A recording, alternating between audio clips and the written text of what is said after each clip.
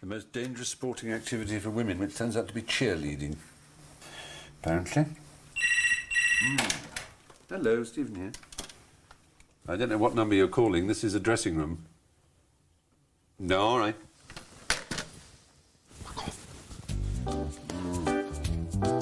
It's all the same old gang. Jamie, how are you, my darling? Nice to see you. You manicure? Yeah. Oh, sorry, didn't I? That's all right. No, that's all right. Oh, that's all right. There's another me behind this public mask that is joshing and being amusing and trying to entertain. And sometimes it's a very miserable and despairing one, because I'm thinking, oh, God, when's this going to be over? Sophocles and Socrates, the ancient Greeks that you and I talk about every day. There are times when I'm doing it, when I so hate myself, and I'm actually kind of sobbing and kind of tearing at the walls inside my own brain, while my mouth is, you know, wittering away in some amusing fashion ho-ho about whatever it is. It wouldn't be television. Without television, you are nothing. I know that better than anyone. I always have voices in my head saying what a useless bastard I am, but the voice is my own. It is my own voice just telling me what a worthless lump of shit I am. Are you surprised that I feel like that? I no longer am, because I know that it's the result of my illness. I have a disease of the brain that I share with 4 million others in the UK. It can be a serious condition. It's led me to being expelled from school, imprisoned for theft, and attempting suicide, all by the age of 17. Please welcome your host for the evening, Mr. Stephen Fry. It's tormented me all my life with the deepest of depressions, while giving me the energy and creativity that perhaps has made my career. It's called bipolarity or manic depression. Until now, I've tried to cope with it largely by ignoring it. But I'm not so sure that that's been wise. I want to know how severe my condition is, so I've taken part in the world's largest study of bipolarity, which happens to be in Cardiff. The results have shocked me. Now, 0 on that scale is somebody who has absolutely no features of being bipolar at all. From what you've told me, you would score probably about 70. You fit well into the realm of people who have, you know, full-blown manic episodes. It's clear I have bipolarity more severely than I believed, so I've decided to think again about possible treatments, investigate what's now available, and decide if I have to change my life dramatically.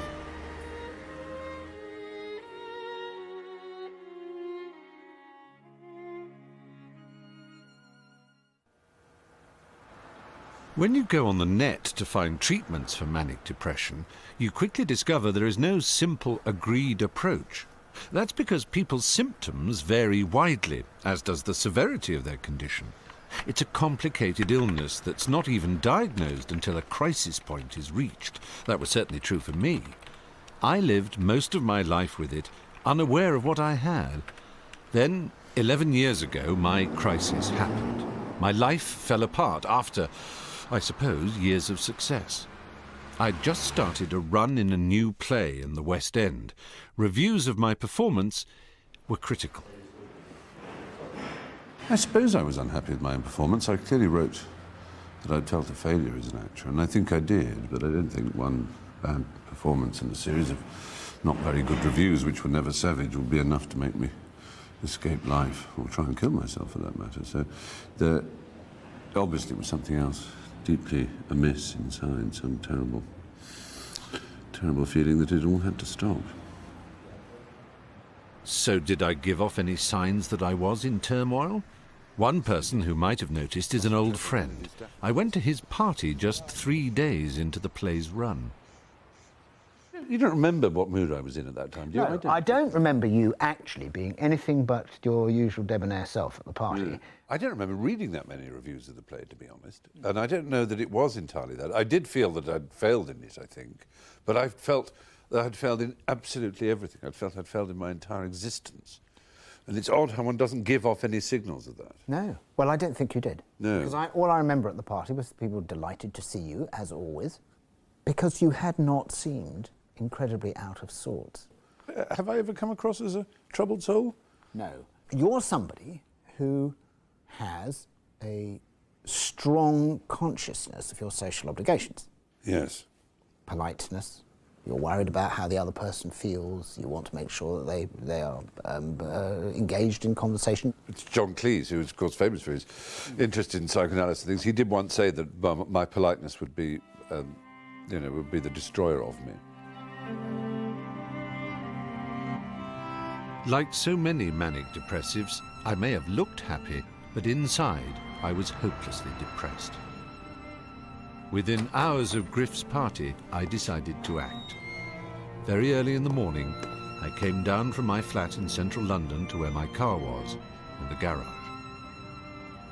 Yeah, I went in there, sat in the car with my hand over the ignition, brought down a duvet, which is one of those preposterous details that always accompany something like a grand gesture or a grand attempt to kill yourself. You have to think about it. I thought, well, if I have the duvet along there, it'll stop the air getting in.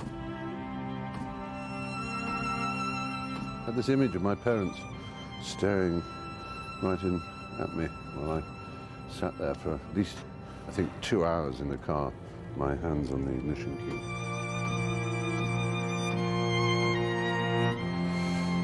And so I decided not to do it.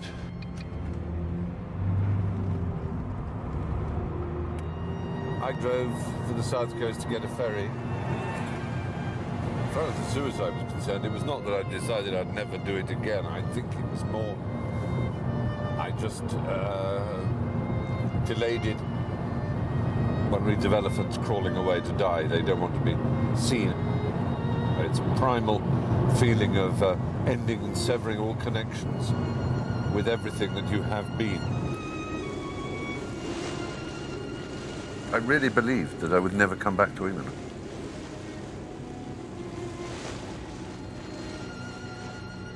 I had it in my head northern Germany or Denmark. I'd get a huge, thick white pullover and a pipe and sit in a stone cottage and offer to give English lessons and learn to mend nets. I don't know what it was, a bizarre fantasy.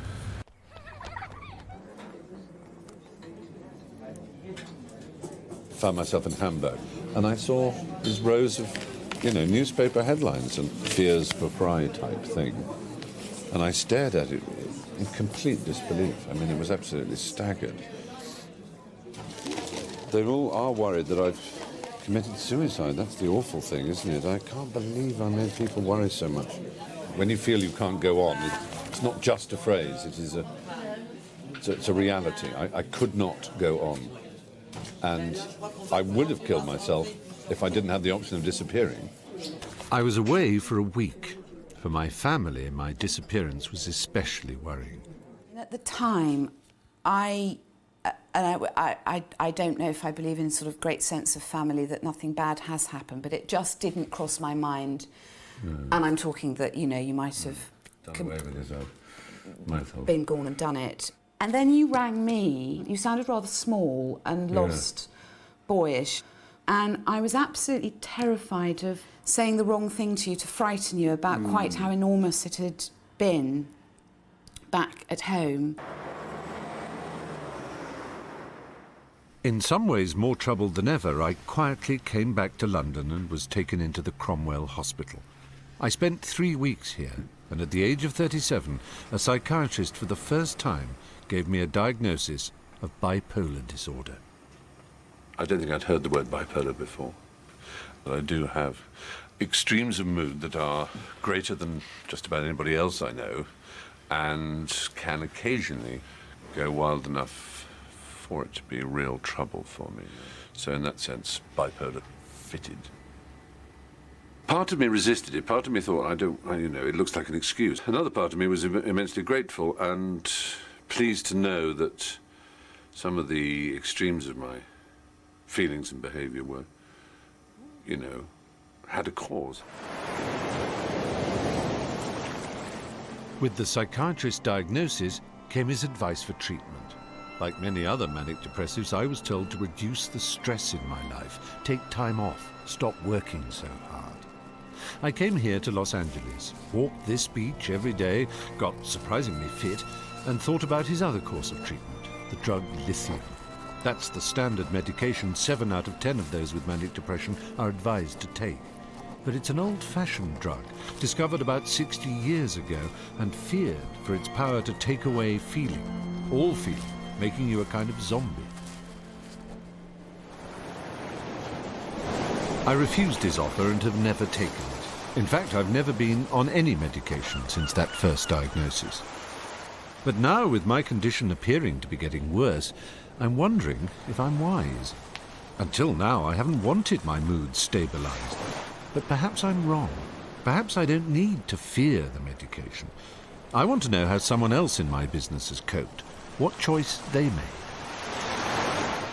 Now living in London, Richard Dreyfuss has spent most of his life battling bipolarity. As with me, it's led him into all kinds of scrapes. Like me, he eased the pain of his mood swings with street drugs and alcohol. Unlike me, he was willing to take what the doctors prescribed. Has that been the right choice? In every conversation, sooner or later, I get up like this. And we're gonna do this, and we're gonna go here, and... I've recognized that at certain times my behavior has been capable of being off-putting, perhaps. Can you tell us what you take? It's different things. It's things having to deal with manic depression and ADD and concentration and sleep and anxiety, and lithium. Lithium was the very first thing I took for many, many years. And now, 20 years later, 23 years later, I am just about not taking lithium. I mean, there are those who are very afraid of lithium because they think of it as some kind of pharmacological zombie drug. Did you find that when you took it? With lithium, I remember driving down Mulholland Drive one night, and all of a sudden, I was aware, after 10 days of taking it, that I had letterboxed, that I could feel this. It was an absolutely non-claustrophobic experience that took the top and bottom and said you could live here. And I was very happy to do so. I married with it. I had children by it. Reclaimed a career, if you want to put it that way. Bring it on the barrel! I'm coming around again!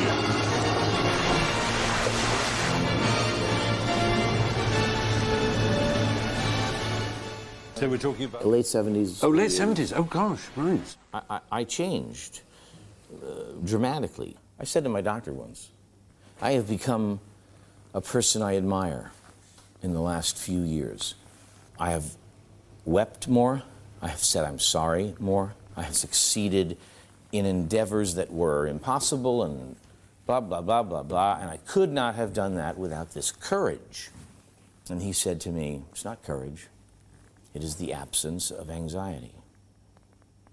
And that is as true a statement. Richard said yes to lithium and other mood stabilizers, and it's clearly helped him cope with severe manic depression. Perhaps I've been too hasty saying no to it, but I'd like to find out how medical science justifies dependence on drugs. Because, as Richard tells me, once he was on them, he's had to stay on them. That's what brings me to Aberdeen and a psychiatrist with strong views about taking the medication. I mean, here are your mood stabilizers, for example, lithium. I mean, lithium was used for periodic mood disorders 2 centuries ago, but it was also used as a treatment for gout. And it was believed to have health-giving properties. And it tastes salty, but it's not a good idea to sprinkle it on your food if you... It's dangerous, it's toxic. It's toxic. Yes. Yes, for the kidneys and for various other things, isn't it? It's not Indeed. particularly healthy. That's the reason why, when folks are taking lithium, they have to have regular blood tests. So those who say, "Oh, lithium is a zombie pill," it's a kind of chemical pharmaceutical lobotomy. This kind of idea to you is nonsense. As many patients report cognitive dulling with many medicines in psychiatry. And that's particularly true in folks being treated with bipolar disorder. And some of that dulling of cognitive performance might not be due to the medicine at all, but might be a property of the illness. Right. And that by not taking medication, you might make that worse. The danger is that folks, and we know this is the case, that many patients with bipolar disorder just don't take their medicine. Colleagues in Edinburgh looked at what happened when folks gave up their lithium, and they showed that not only did patients relapse, as you might expect some of them to do, but some of them relapsed a lot faster than the pattern of their illness before they'd started lithium. I mean, for example, if someone stops and starts lithium, you will have more episodes of mania than you would have had you never taken it at all. Yeah. If you discontinue your lithium, in the first year off lithium, the number of reported suicidal acts increases beyond the level that was there before. Because it means once you start, you really have to stay on it for good. Or in the longer term. Yeah. I clearly look preoccupied coming away from seeing Professor Reed, but it isn't because I'm worrying about his message, take medication and stay on it. It's because for the last few days, I've been feeling increasingly depressed. Very sort of black stage at the moment, and would love to be somewhere else other than here, frankly. I'm fully aware I'm a very awful person to be with. I find it difficult to meet people's eyes. I find it very difficult to connect to people. I find it very, I just want to be alone, frankly. I'm just praying a little past, basically, because it's fucking irritating, and I hate myself for it. I mean, I've never thought that I hear voices, but I do have a voice telling me I'm a complete cunt all the time in my head. Usually when I feel like this, I hide away. I can't this time. For me, that numbing kind of depression comes 3 to 4 times a year and lasts a week to 10 days. I spend the time in the house, staring at the ceiling, still afraid to take antidepressants or mood stabilizers like lithium. So as you can see, I'm still very much in the grip of mood swings, but also still more afraid of the medication than the illness. Surprising as it might seem, this is a common reaction among manic depressives. A couple of years ago, I read a newspaper article by the parents of a 27-year-old girl called Zoe Schwartz. I wanted to talk to them about what was in Zoe's mind during her last depression. And it was 7 o'clock, she hadn't come. I said, let's ring the police after supper. I remember at 7:45, the police came. In a flash, I knew what had happened. She went up to the end of the platform and she jumped very high. And the train driver then said, you know, it hit me at face level. She'd had it all planned. Zoe was 27 when she killed herself. She was beautiful, articulate, very bright, with a master's degree from the London School of Economics. But she'd also spent almost 10 years trying to hide the symptoms of an illness that had already led to suicide attempts. Hello. Hello. Love you, Dad. Looking back on it now, what I know, and I do realise she was going up and down. But she hid it from everyone. She would never accept it, she would never admit it to herself, and had she admitted it, maybe she could have been helped. This issue of people refusing to accept that they have it is a particularly difficult one. And did she imagine, was it pride in a way? That's what her best friend said. The week after she died, her best friend came, we were all together, and she said it was her pride killed her. And she was writing in her diaries, all of which I found after her death, about these panic attacks, about these terrible fears she had, which she just hid from, presumably, herself to some extent, because she never talks in the diaries about being mentally ill, she just talks about fear. Yeah. But she hid it from everybody. Despite the front Zoe put up, a breakdown eventually led to a diagnosis. She was presented with drugs to stabilize her moods. She resisted them. She used in her diaries the phrase, I don't want to be one of the lithium generation. It's a very modern phenomenon that Zoe was cut out to be a success. Her friends were successful. She had some very close friends from school. They were all successful in their way, and she was desperate to be a success. And the idea that she would be a basket case for all her life, that she would be taking lithium to bring her down, to sedate her, she could not accept that. Went into the hospital for a few days, and then she she walked out. She hated it. She hated the people on lithium, hated it. With a lot of gowned people with lithium shuffling around a hospital, and she would naturally think, I'm not supposed to, that's not my life.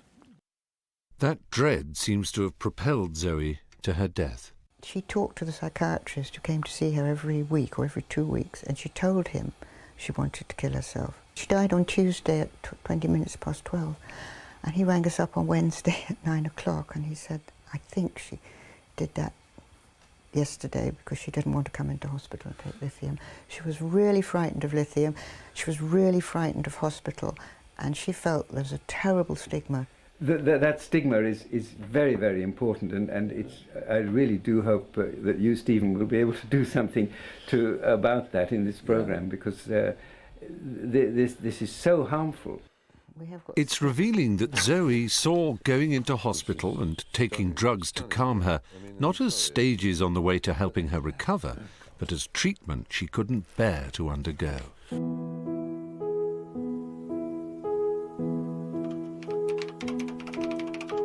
And yet, to my surprise, when I was in Los Angeles recently, I learned that ECT, electroconvulsive therapy, is actually still used in the treatment of manic depression.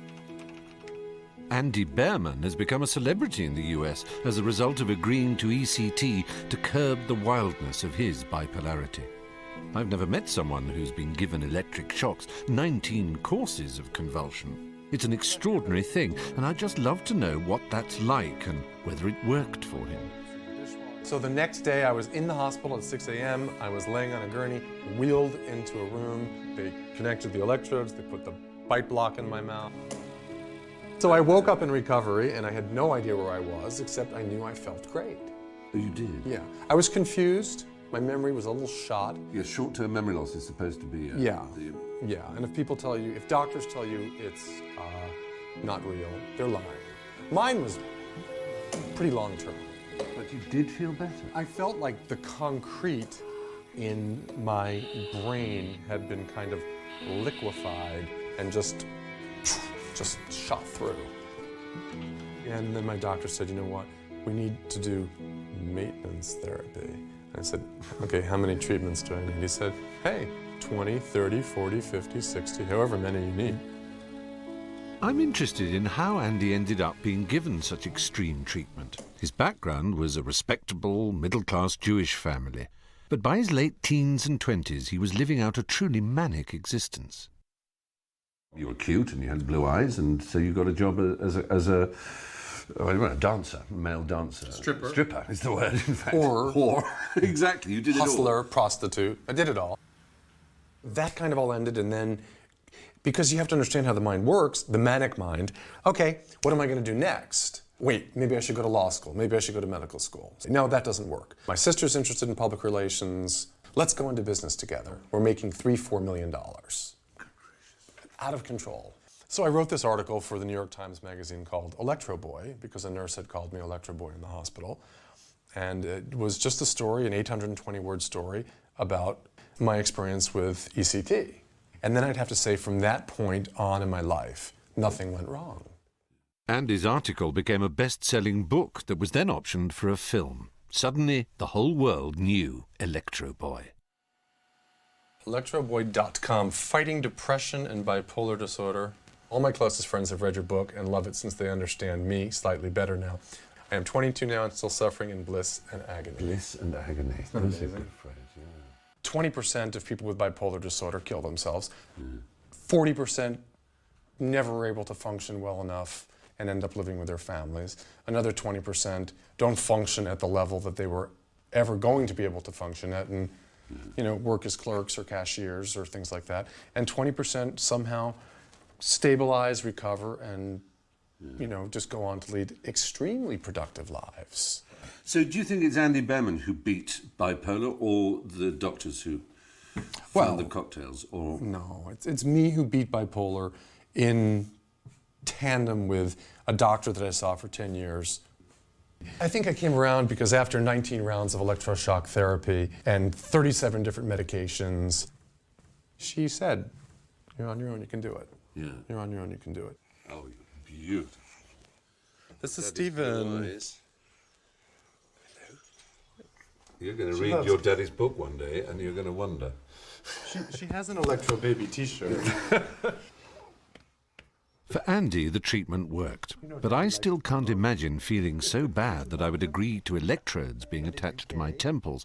But I was genuinely surprised to learn when I was talking to a British psychiatrist that ECT is still used on about 5% of patients, and for those with severe depression, it works better than any existing drug. It's only the terrifying images of when it was used in the early days without anaesthetics and muscle relaxants that ensure the stigma around ECT remains. The same stigma surrounds mental hospitals and psychiatric wards in the treatment of manic depression. About 7 out of 10 manic depressives will have to enter hospital when they have a severe episode. They'll go either voluntarily or under what's called a sectioning order. Sectioning sounds to me just as dark and controlling as ECT, so I went to a psychiatric ward in East London to see if my fears were justified. It might sound silly, but I think that's probably one of the most powerful pieces of paper in the country.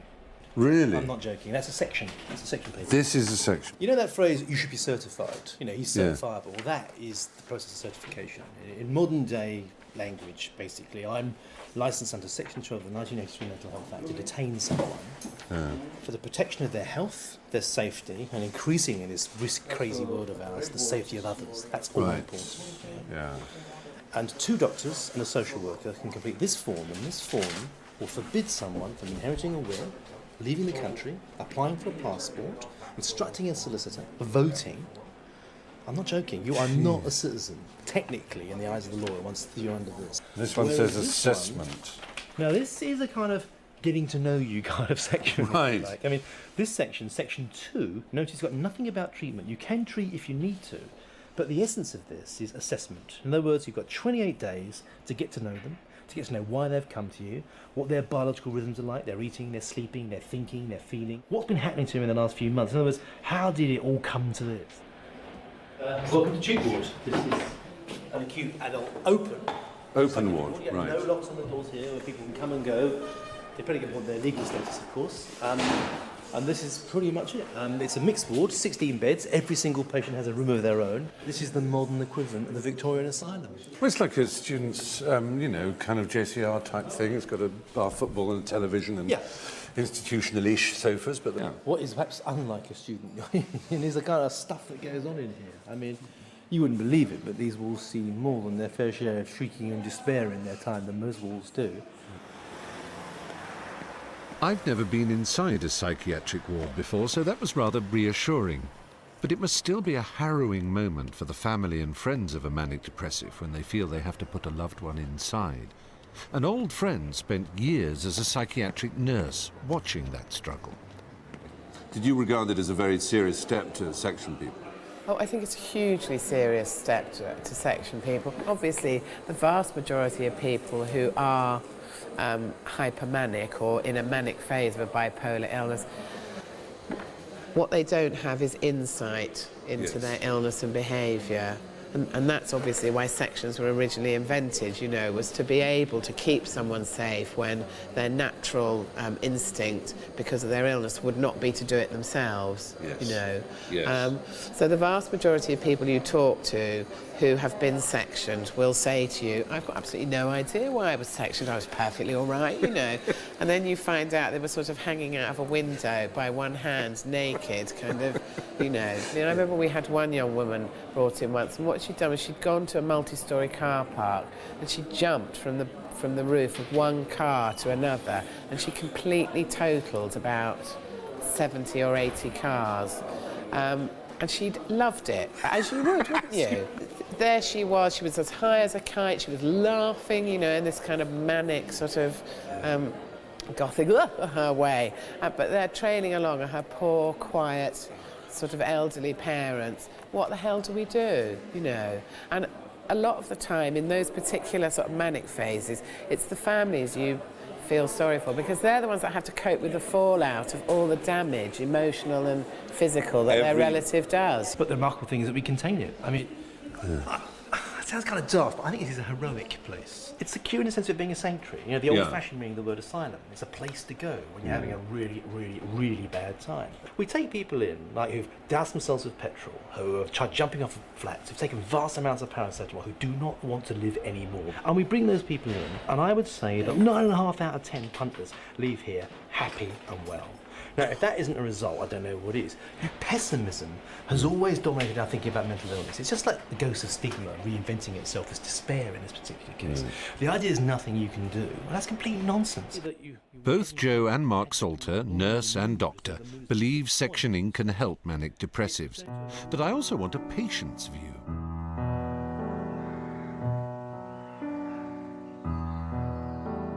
Bethlem Psychiatric Hospital in London gave the world the word Bedlam, the place for lunatics. Liz Miller knows this place well. She was sectioned here twice when her mania went out of control. Does she think being locked up with other mentally ill people helped her to recover? The first time I was sectioned, I was in my flat with a couple of friends cooking supper. It was part of my mania was driven by kind of fear and anger. And there was a knock on the door, and it's just like KGB calling, and there was a policeman, a social worker, and a GP, and they'd come to get me. It's the paranoid world I was living in. I knew they'd come and get me, and they did. Did you resist physically? Yes, I did. So you got a quick injection, presumably? Well, at that point it's the police, and basically they overpower you and handcuff you. So does this bring back memories? The old, that's your loony wing there. It does actually, yes. It does make a cold shudder. Was it very secure and all locked? Yes, we all had our own room. Saying you can't make a phone call, you can't tell anybody where you are, you don't have money. It was a week before I had a toothbrush. They inject forcibly for the first with days. Antipsychotics? Antipsychotics and lithium as well. Right. And did they help? I mean, I don't. Yes, I think they did. I think in the acute psychosis they sedate you sufficiently so that the brain can begin to put things back together normally. All told, Liz Miller was sectioned 3 times and spent a year in psychiatric wards. Looking back, she feels sectioning was a turning point.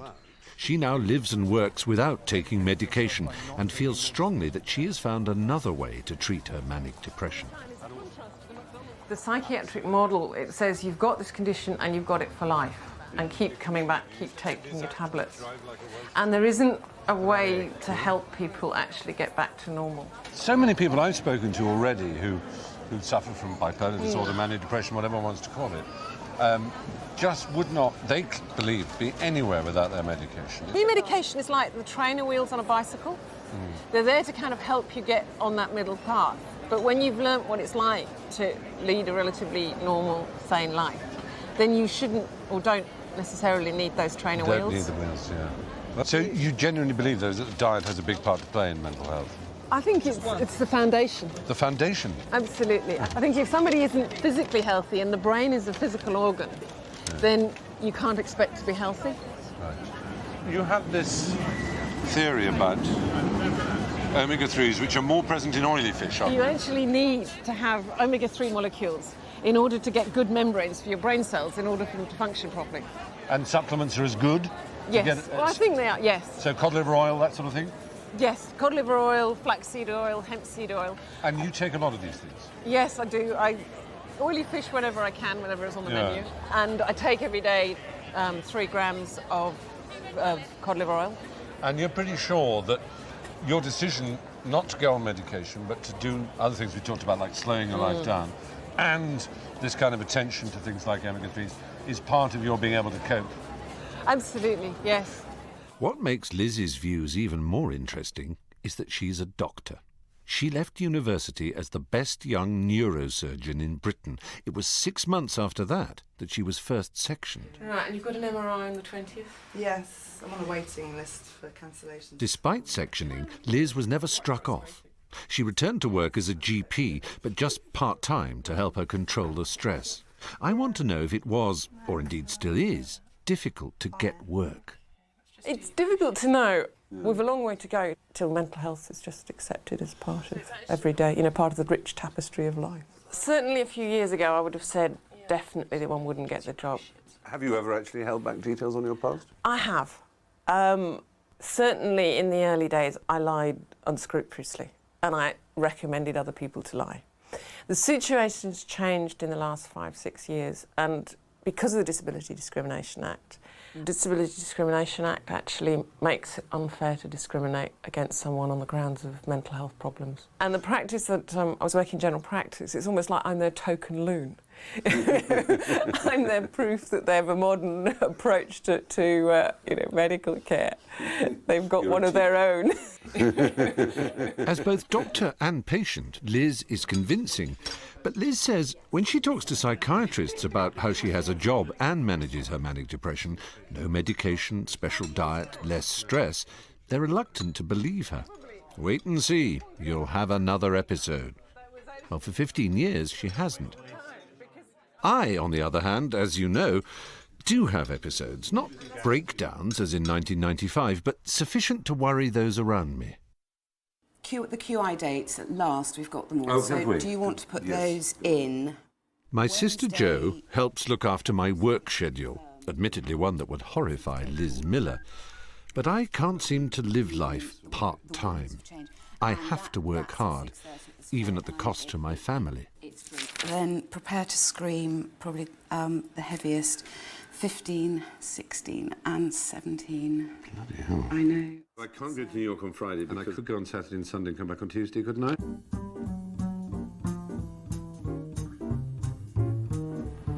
Manic depressives are notorious for just going with their moods and not treating their illness seriously enough until it's too late. Ellie Oakes was a director of finance at B&Q, a high flyer, but she also had manic depression, except she wouldn't admit it, not to anyone, not even herself. As a result, Ellie took no medication. Her symptoms got worse, and eventually she lost her job, her marriage, and nearly her children. I want to see her because of the individual way she's turned her life around.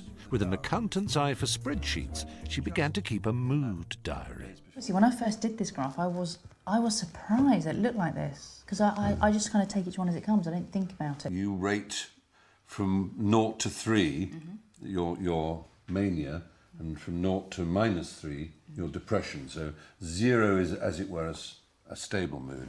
And the highest it goes to is 2, I notice. It peaks at 2. 3 you would regard as unmanageable, as dangerous? Complete dangerous, I think. Yeah, Actually, I mean, dangerous to myself, yeah. And to the happiness of the family, absolutely. and to the peace and everything else.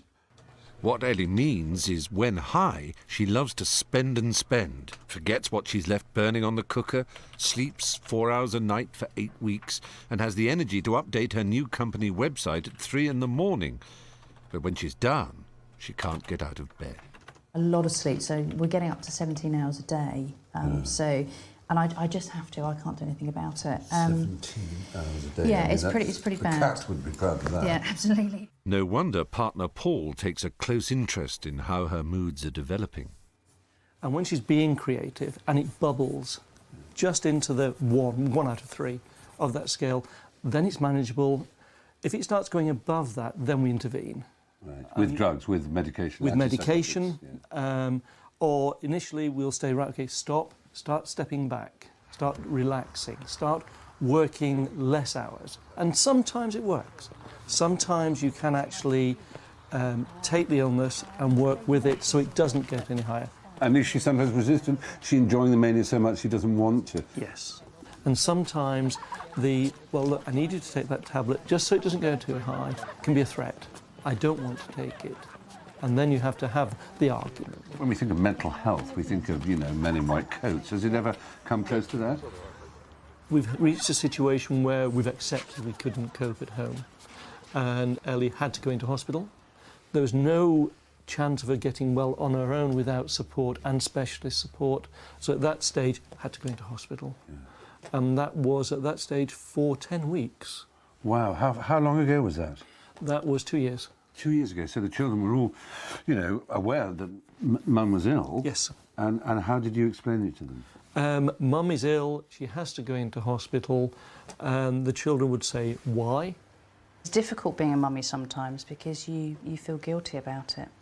And you feel like you should be, you should be normal and be sensible and responsible and sleep like 8 hours a day. You can be sensible and you are normal.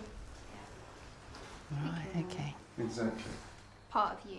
I couldn't imagine you without it. How many mums do you see drawing pictures, painting, bead making, jumping up and down, running around, making jokes? When I'm in those times when I have ideas and I want to do things, they don't get fed up with it. It's like someone's got like a special voice. That's a gift. This is just like a special voice, but better. Ah. All personalities are balanced out by something. Yeah. And Mum's just happens to be that her creativity is balanced out by her going to sleep. Yeah. Does it touch you that they think you've got a gift? I can't describe what that feels like. I just... It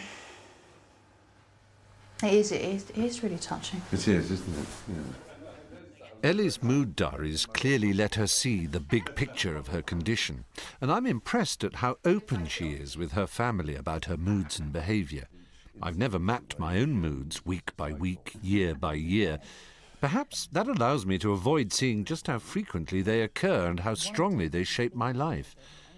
An obvious manic sign for me, as it is for Ellie, is excessive shopping and spending. Now, psychiatrists encourage manic depressives to notice wild behaviour and then hold it in check. To that end, they not only offer drug regimes, but more and more psychotherapy. One talking therapy that they say proves useful is called CBT, cognitive behaviour therapy. It emphasises changing how we think about what we're doing.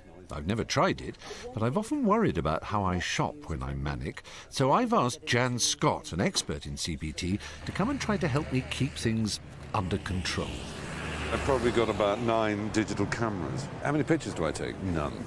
Absolutely none. And you see now, here we've got sat-navs. How many of We've those got a have you few. I've got about 5 sat-navs. Digital DVD projector. That's an interesting thing to have, don't you think? What people always tell us is that it is driven. It's almost like an addiction that they don't feel able to stop it. I think I have 12 computers. I must have something between 14 and 20 iPods. I know a fair number of people are in for toys for the boys, but they don't have 14 iPods. They don't have 13 computers. I tell you what it is. What you've discovered is that I'm insane. I'm actually mad. Good to see you. I'm really well. How are you? Oh, have you got the new Mac Mini? Yes, I'd love to. That's fantastic. People do it and they feel even more stimulated, more excited about it, and it feeds into this desperate, vicious cycle. And so one of the things we try and do with people is to recognise it absolutely right at the start of when they're becoming hypomanic. I don't want to be a killjoy here. Yeah.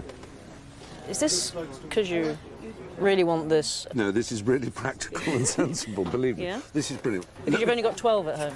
Yeah, but I know what you mean. But see, I'm beginning to sweat now. No.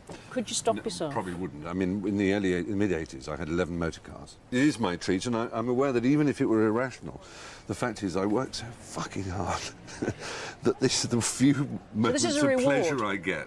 Supposing somebody turned around and said, look, this is going to cause trouble if you do this. If you go home with this today, you know, it's going to be a bit of a fight on. I would stab them in the throat with a pencil. Hey! You didn't stop me, did you?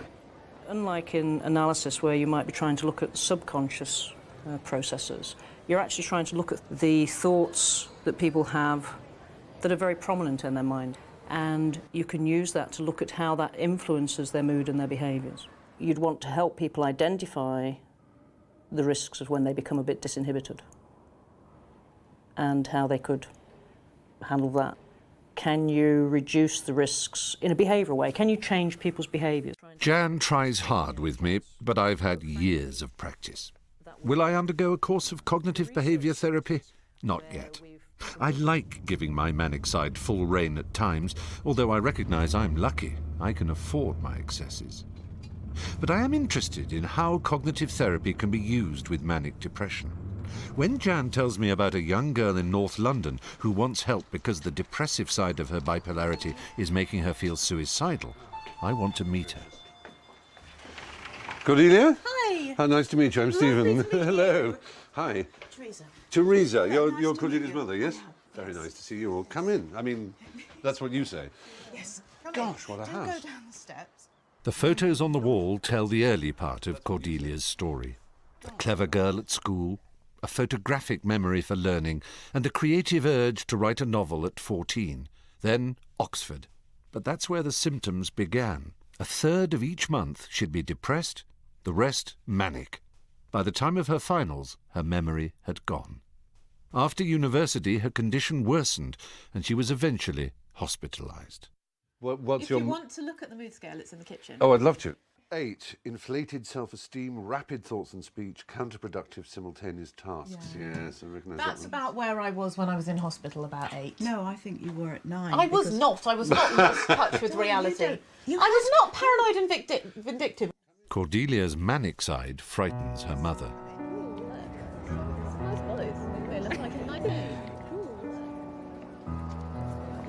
Every time I go to the station to meet her, I remember the night that she didn't come home. I met every train, every hour, just hoping and hoping that she'd be walking down the steps, and she wasn't. She'd just allowed herself to get picked up by somebody in a bar, or she'd picked him up and she'd just gone back with a stranger for the night. Cordelia seems to be drawn to people who I wouldn't expect her to be drawn to, let's say. When I think that she's getting a bit dangerous, I just don't let her out. Right. Or I go out with her. It's going to get worse. This is the thing, Stephen. I am not going to be a lawyer or a doctor or something with my illness. I'm working part-time as an assistant at a literary agency. I've been an assistant for 4 years, and I'm doing a part-time MA. I cannot work full-time. She depends on us for absolutely everything. Do you seriously think then she can't cope without you? I know she can't.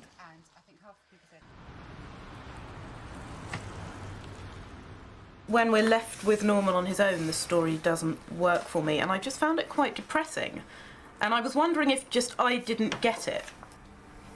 Exist anymore in old England that doesn't fit. Cordelia's fears about her future depress her. That does come across. But even worse is the effect her depression has on the one activity she loves, her writing. That's what she desperately hopes Jan Scott can help her with. You've got this terrible problem that as soon as you slip a little bit below a normal mood state and you're depressed, your creativity disappears. I suppose what I had thought is that when I was depressed, I would be able to write about being depressed, but I actually can't. I can't even write about being depressed when I'm depressed. I can't really write about anything.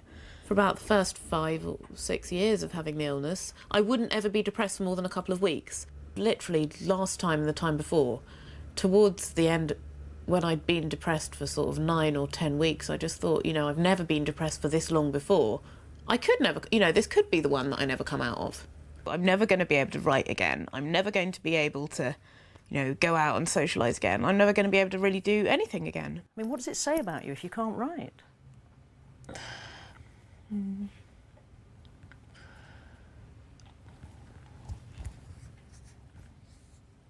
What's going through your mind? Can you say it?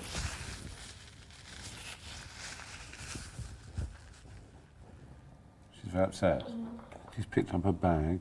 She looks as if she wants to walk out now. I find watching later, Jan talking Cordelia through her feelings, very moving. It's fascinating to see how Jan uses cognitive therapy to unpack the deeper emotions within Cordelia. But the most important thing I felt here was that she was identifying something so fundamental to her view of herself. And there's a point at which she can't even say the words about how she feels about it. This issue of she had grown up being seen as exceptional, and she felt the illness had taken this away from her. I don't mind a bit of weakness in other people. if it's sexy sort of weakness. I hate weakness in myself. Think of myself as very strong and glittery and shiny and funny. Right. The writing is something that I'm good at, and that. So if you can't do that, that's the final straw. Yeah.